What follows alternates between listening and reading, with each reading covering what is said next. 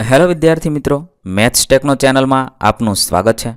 આજે આપણે શીખીશું ધોરણ 6 વિષય ગણિતની ગાલા સ્વાધ્યાય પોથીનો પાઠ 6 પૂર્ણાંક સંખ્યાઓ. પાઠ 6ના તમામ દાખલાઓની ગણતરી તથા પ્રશ્નોના જવાબની સમજ અહીં આપણે મેળવીશું. આ વિડીયોનો હેતુ વિદ્યાર્થીઓ માત્ર સરળતાથી સમજીને લખી શકે તે માટેનો છે. તેથી વિદ્યાર્થી મિત્રો, દરેક પ્રશ્નોના જવાબ તથા દાખલાની ગણતરી વિડીયોમાંથી જોઈને કરવાને બદલે તમારા વિચારો મુજબ દાખલાઓની ગણતરી કરો તથા જવાબ મેળવી અને પછી લખી શકો છો. તો ચાલો શીખીએ ધોરણ 6 વિષય ગણિતની ગાલા સ્વાધ્યાય પોથીનું પ્રકરણ 6 પૂર્ણાંક સંખ્યાઓ.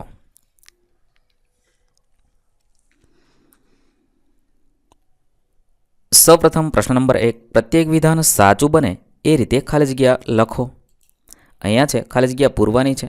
બધા વિધાન સાચા બનવા જોઈએ. સવાલ નંબર 1, દરિયાની સપાટીથી 80 મીટર નીચેની નિશાની સાથે ખાલી જગ્યા લખાય તો -80 મીટર લખી શકાય. સવાલ નંબર 2, 0° સેલ્સિયસથી 45° ઉપરના તાપમાનને ખાલી જગ્યા નિશાની સાથે તો +45° એમ લખી શકાય. સવાલ નંબર 3, 0 અને -8 વચ્ચેના સંબંધના સંકેતના ઉપયોગથી ખાલી જગ્યા લખી શકાય. 0 > -8 એમ લખી શકાય. સવાલ નંબર 4, -10 અને -25 વચ્ચેનો સંબંધ સંકેતના સ્વરૂપથી -10 > -25 એમ લખી શકાય. સવાલ નંબર 5, 300 BCનું વિરુદ્ધ 300 AD છે. સવાલ નંબર 6, સંખ્યા રેખા ઉપર -5 એ -12ની ખાલી જગ્યા બાજુએ હોય તો જમણી બાજુએ હોય. સવાલ નંબર 7, સંખ્યા રેખા ઉપર -2 એ 4ની ખાલી જગ્યા બાજુએ હોય તો ડાબી બાજુ હોય. સવાલ નંબર 8, સંખ્યા રેખા ઉપર 7 એ -3ની ખાલી જગ્યા બાજુ હોય તો જમણી બાજુ હશે. ત્યારબાદ સવાલ નંબર 9, સંખ્યા રેખા ઉપર 3 એ 6ની ખાલી જગ્યા બાજુએ છે તો ડાબી બાજુએ છે. સવાલ નંબર 10, -6 એ -4ની વચ્ચેનો પૂર્ણાંક ખાલી જગ્યા છે -5 છે. સવાલ નંબર 11, -1 અને 1 વચ્ચેનો પૂર્ણાંક ખાલી જગ્યા છે તો 0 છે. સવાલ નંબર 12, આપણે સંખ્યા રેખા ઉપર -3 ઉપર છીએ અને 4 ઉપર જવા ખાલી જગ્યા બાજુ જવું પડે તો જમણી બાજુ જવું પડે. સવાલ નંબર 13, આપણે સંખ્યા રેખા ઉપર 5 ઉપર છીએ અને 8 ઉપર જવા ખાલી જગ્યા બાજુ જવું પડે જમણી બાજુ જવું પડે. સવાલ નંબર 14, -15 + -5 બરાબર ખાલી જગ્યા થશે તો બરાબર -20 થશે. સવાલ નંબર 15, 17 + -7 બરાબર ખાલી જગ્યા થશે 10 થશે. સવાલ નંબર 16, -3 + -8 બરાબર ખાલી જગ્યા થશે -11 થશે. ત્યારબાદ દાખલા નંબર 2, કૌંસમાં આપેલા વિકલ્પોમાંથી સાચો વિકલ્પ પસંદ કરી ખાલી જગ્યા પૂરવાની છે. અહીંયા કૌંસમાં બધે વિકલ્પો આપેલા છે તે વિકલ્પોના આધારે આપણે જવાબ લખવાના છે. સવાલ નંબર 1, 0° સેલ્સિયસથી 25° નીચા તાપમાનને સંકેતમાં ખાલી જગ્યા લખાય -25° લખી શકાય. સવાલ નંબર 2, સંખ્યા રેખા ઉપર 0ની જમણી બાજુએ ખાલી જગ્યા સંખ્યાઓ આવેલી છે તો ધન સંખ્યાઓ. સવાલ નંબર 3, સંખ્યા રેખા ઉપર 0ની ડાબી બાજુએ ખાલી જગ્યા સંખ્યાઓ આવેલી છે તો ઋણ સંખ્યાઓ આવેલી છે. ચોથું છે -15 + ખાલી જગ્યા બરાબર 0 થાય તો +15 થાય.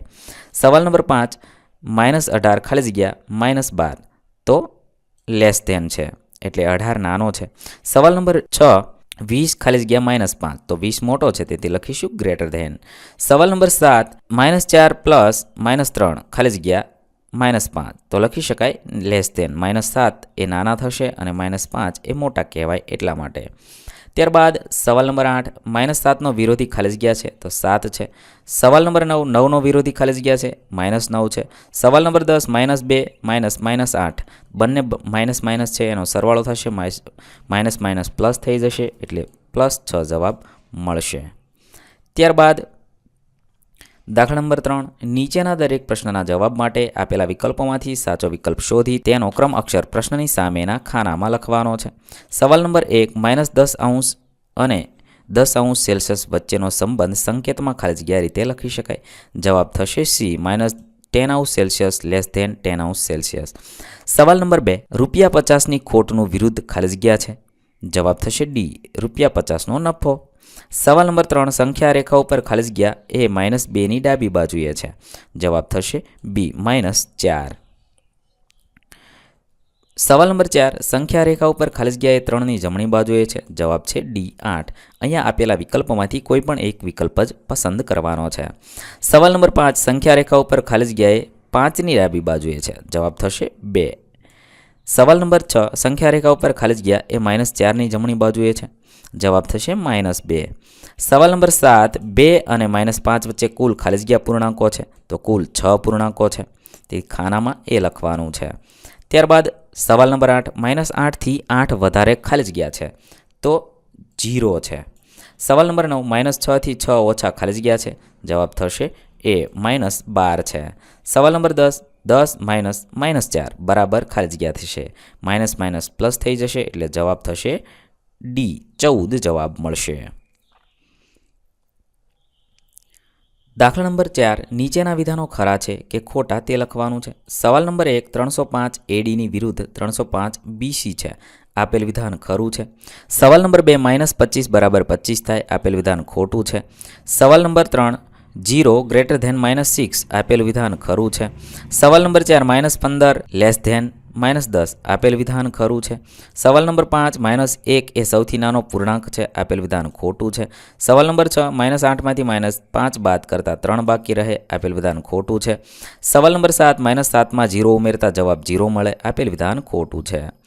ત્યારબાદ સવાલ નંબર 8, -2 બરાબર -2 થશે, આપેલ વિધાન ખોટું છે. સવાલ નંબર 9, -3 + -3 બરાબર -9 થશે, આપેલ વિધાન ખરું છે.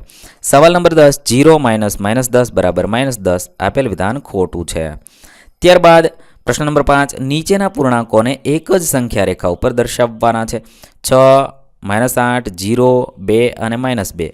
તેથી આપણે -8 સૌથી નાની સંખ્યા છે, સૌથી મોટી સંખ્યા છે એ 6 છે, તો ત્યાં સુધીની સંખ્યા રેખા દોરવી જરૂરી છે. -8થી શરૂ કરી અને 6 સુધી તો દોરવી જ જોઈએ. 2 સ્ટેપ આપણે આગળ સુધી દોરેલી છે સંખ્યા રેખા, અને પછી વચ્ચે આવતા બિંદુઓ છે એ આપણે આ મુજબ દોરવાના છે.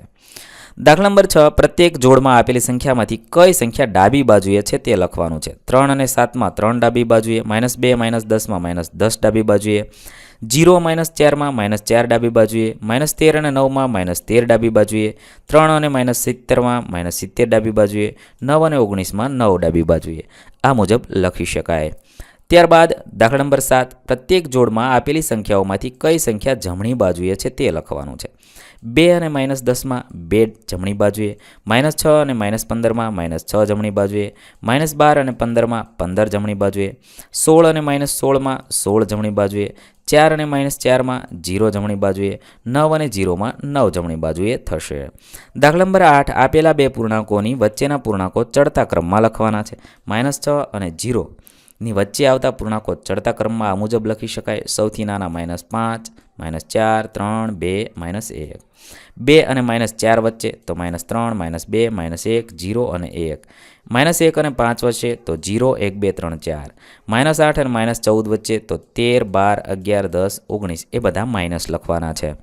ત્યારબાદ દાખલા નંબર 9, માગ્યા મુજબ પૂર્ણાંક લખો. -12 થી મોટા 5 પૂર્ણાંક તો 11, 10, 9, 8, 7 એ બધા માઇનસ એનાથી મોટા છે.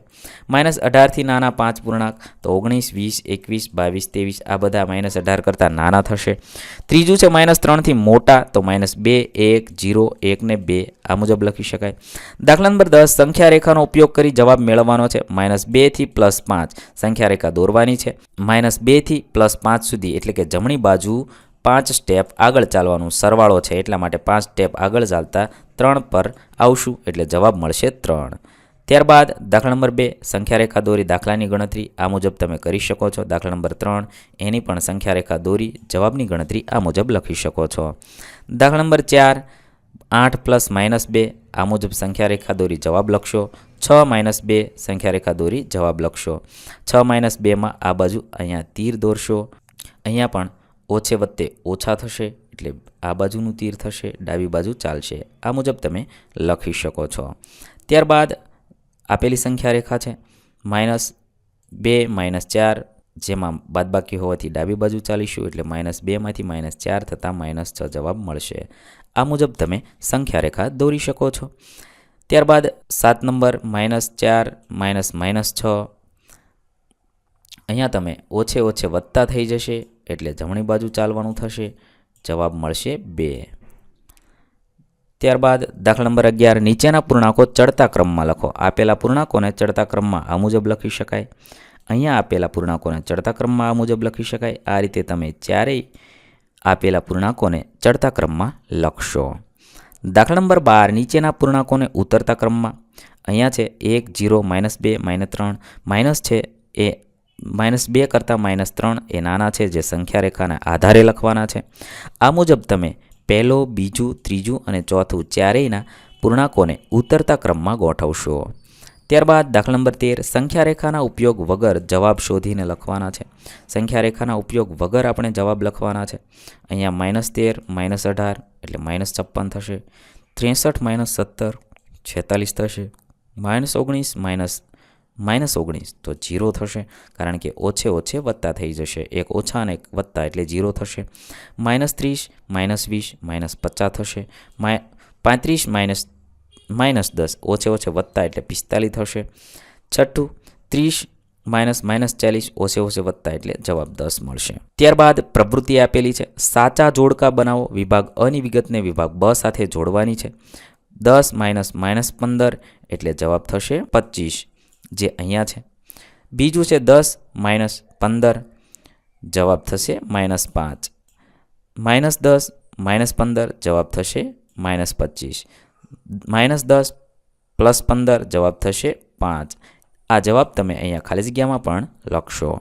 અહીં આપણા પાઠ 6ના પ્રશ્નોના જવાબ પૂર્ણ થાય છે. વિદ્યાર્થી મિત્રો, ધોરણ 6ની ગણિત વિષયની ગાલા સ્વાધ્યાય પોથીના તમામ દાખલાઓની ગણતરી સાથેના જવાબ આપણી ચેનલ પર ઉપલબ્ધ છે, જે તમે ચેનલમાં જઈ અને ધોરણ 6 ગણિતના પ્લેલિસ્ટમાં જઈ મેળવી શકો છો.